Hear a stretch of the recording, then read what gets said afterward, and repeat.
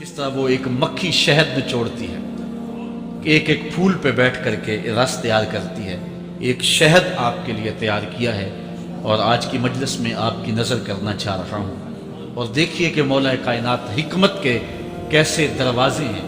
اسی لیے حضور نے فرمایا آنا دار الحکمت و علی بابھا، آنا مدینۃ العلم و علی بابھا، میں حکمت کا گھر ہوں، علی دروازہ ہے، میں حکمت کا شہر ہوں، علی اس کا دروازہ ہے۔ تو شریف لوگ شہر میں دروازے کے راستے ہی جایا کرتے ہیں، دیواریں پھلانگ کر کے جانا شریف لوگوں کا شیوا نہیں ہوتا ہے۔ علم کی خیرات لینی ہے تو مولا علی کی دہلیز پہ آنا ہوگا۔ حضرت مولا کائنات فرماتے ہیں میں نے اپنے ارادوں کی شکست سے اپنے رب کو پہچانا ہے۔ جو میں منصوبہ بندی کرتا ہوں نتیجہ یہ نکلے گا، میرا خیال ہوتا ہے یہ ہوگا، لیکن ایسا نہیں ہوتا، ہوتا وہ ہے جو رب کو منظور ہوتا ہے۔ اس لیے میں اپنے ارادوں کی شکست سے اپنے رب کو پہچانا۔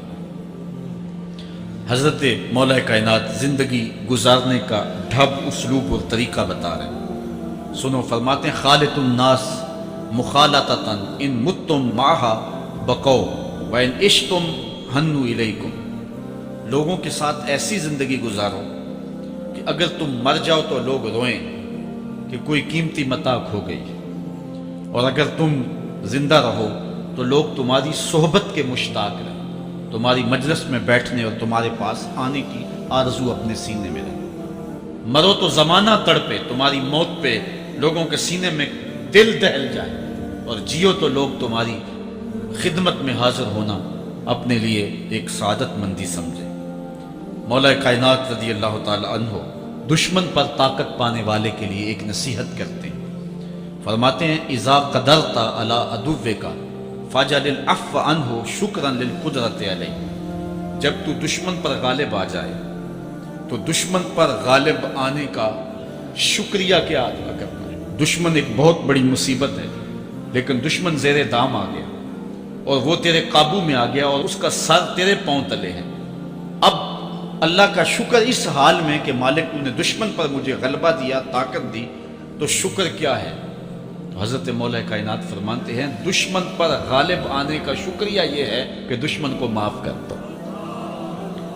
یہ بڑے لوگوں کا شیوا ہوتا ہے، جب دشمن قابو آ جائے تو پھر اس سے درگزر کرنا، یہ اللہ تعالیٰ کا شکر ادا کرنا ہے، یہ اللہ تعالیٰ جل شانہ کی اس کرم نوازی کا شکریہ ادا کرنا ہے۔ زہد کیا ہے؟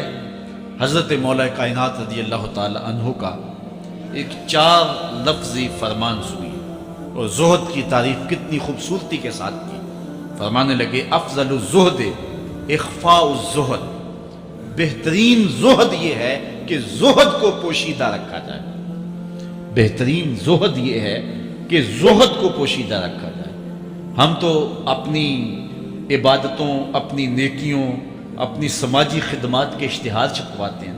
وہ کسی زمانے میں ہم سنتے تھے نیکی کر دریا میں ڈال، اور اب کہتے ہیں نیکی کر اخبار میں ڈال۔ یہاں زہد ترک دنیا، اللہ تعالیٰ کی عبادت کا جو ذوق بندے کو نصیب ہوتا ہے، وہ بہترین اور افضل زہد کیا ہے؟ کہا زہد کو پوشیدہ رکھنا، یہ افضل زہد ہے۔ حضرت مولا کائنات کا ایک اور فرمان سنیے، اشرف الغنا ترک المنی، بہترین دولت مندی کیا ہے؟ جس کے پاس مربے زیادہ ہیں، جس کے پلازے زیادہ ہیں، جس کا بینک بیلنس زیادہ ہے، جس کے پاس جو ہے وہ بہت ساری دولتیں ہیں، سونا اور چاندی کے انبار ہیں، کون سب سے زیادہ دولت مند ہے؟ افضل دولت مندی کیا ہے؟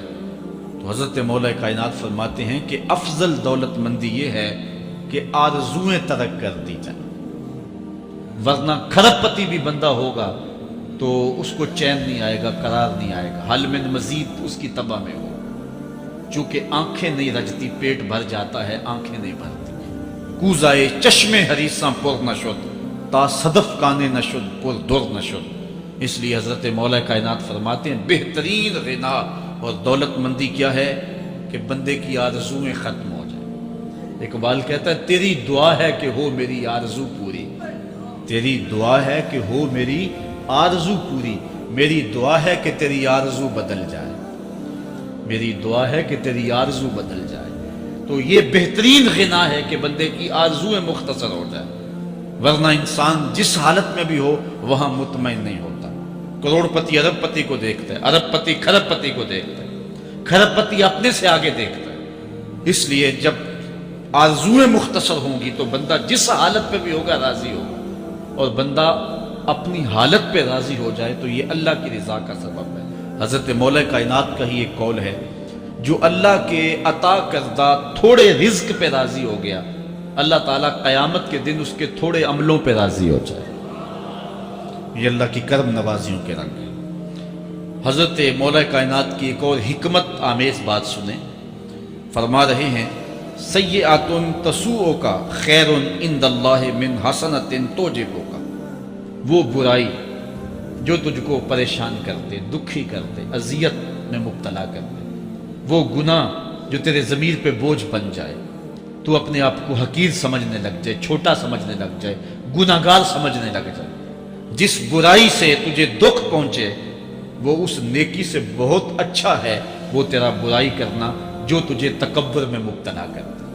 جس نیکی سے تو متکبر ہو جائے، انسان کو انسان نہ سمجھے، مخلوق کو کیڑے مکوڑے سمجھے، اپنے سجدوں پہ ناز کرے، ان سجدوں سے وہ برائی بہتر ہے جو تیرے اندر عجز پیدا کر دے، تیرے اندر نرمی پیدا کر دے، تیرے اندر جو ہے وہ ایک رقت پیدا کر دے۔ وہ برائی جو ہے وہ اس نیکی سے بہتر ہے۔ حضرت مولا کائنات کا ایک اور فرمان دیکھیے، لا غنا کل عقل ولا فقر کل جہل ولا میراث کل ادب ولا ظہیر کل مشاورہ۔ کتنی خوبصورت باتیں ارشاد فرمائی۔ فرمایا عقل جیسی دولت کوئی نہیں، عقل جیسی دولت کوئی نہیں ہے، اور جہالت جیسی غربت کوئی نہیں ہے۔ جو شخص جاہل ہے وہ کروڑوں میں بھی کھیلتا ہے تو وہ غریب ہے۔ اللہ نے عقل کا چراغ دیا ہے تو اس کے پاس دولت نہیں بھی ہے تو عقل بہت بڑی دولت۔ تیسری بات، ولا میراث کل ادب، اور ادب جیسی وراثت کوئی نہیں۔ ایک بندے کو ادب کی دولت مل گئی تو اس کو سب کچھ مل گیا۔ آج جس دور میں ہم جی رہے ہیں، اس دور میں ہم سے ادب چھینا جا رہا ہے، بڑی باریک سازشیں ہو رہی ہیں، آنکھوں سے حیا نکالا جا رہا ہے، بوڑھوں کا، بزرگوں کا۔ یہ ماہ رمضان کا کتنا حیا ہوا کرتا تھا، اگر کوئی بدقسمتی سے روزہ نہیں رکھتا تھا تو وہ سامنے کبھی کھاتا ہی نہیں تھا، اسے رمضان کا حیا مارتا تھا۔ لیکن آج لوگ کھلے بندوں نہیں کھا رہے، حیا ہی اڑ گیا آنکھوں سے۔ اس طرح اہل بیت کا حیا آنکھوں سے نکل گیا، اصحاب رسول کا حیا آنکھوں سے نکل گیا، نبی کا حیا لوگوں کی آنکھوں میں نہیں رہا۔ بے ادبی کو فروغ ہے، اور نبی کے بارے میں ایسی ڈٹائی سے بات کرتے ہیں جس طرح عام آدمی ہو۔ یہ بے حیائی کا اور بے ادبی کا دور ہے، جبکہ ادب ایک بہترین وراثت ہے۔ اگر آپ مجھے پوچھیں کہ دین کیا ہے، ایک تو ہے کہ 3 گھنٹے کا واز کیا جائے کہ دین یہ ہے، اور ایک ہے کہ 2 لفظوں کے اندر بتایا جائے دین کیا ہے۔ تو اگر 2 لفظوں میں بتانا چاہوں تو اقبال کا لہجہ اداس لینا پڑے گا۔ اقبال کہتا ہے دین سراپا سوختن اندر طلب، انتہائش عشق آغازش ادب۔ طلب محبوب میں تڑپنے کا نام دین ہے، ادب سے شروع ہوتا ہے عشق پہ ختم ہو جاتا ہے۔ جس دین میں ادب نہیں ہے وہ دین نہیں، چاہے صحابہ کا ادب نہیں، چاہے اہل بیت کا ادب نہیں، چاہے انبیاء کی ذوات کا ادب نہیں، چاہے والدین کا ادب نہیں، دین نام ہی ادب کا ہے۔ تو یہ دولت اس وقت چھینی جا رہی ہے، اور بڑی تیزی کے ساتھ قوم کے اندر بے ادبی کو فروغ دیا جا رہا ہے۔ نئی نسل کی حفاظت کریں، اپنی اولاد کو محفوظ کر لیں، ان کے عقیدوں کی صحت کا انتظام کریں، کہیں ایسا نہ ہو کہ ان کی زبان لمبی ہو جائے اور ولیوں پر، نبیوں پر، اور حضور علیہ الصلوۃ والسلام کے اصحاب پر اور حضور کی آل پر وہ زبانیں تان کھولیں۔ اور جس کو جو ہے وہ استنجے کا بھی پتہ نہیں ہے، وہ انبیاء کے علم پہ گفتگو کر رہا ہے۔ شرم نہیں آتی کس کا علم تول رہے ہو، کس کی ذات کو ناپ رہے ہو۔ ڈٹھے ورق قرآن دے پھول سارے، تیری شان جیا نہیں کوئی ہو ڈٹھا، تیری شان دا کرے مقابلہ جیڑا انہوں عاشقاں اصلی چور ڈٹھا۔ کوئی نور آکھے کوئی بشر آکھے، پیندا رات دینے اے ہو شور ڈٹھا، اللہ والیاں گل مکا دیتی تساں ہور ڈٹھا اساں ہور ڈٹھا۔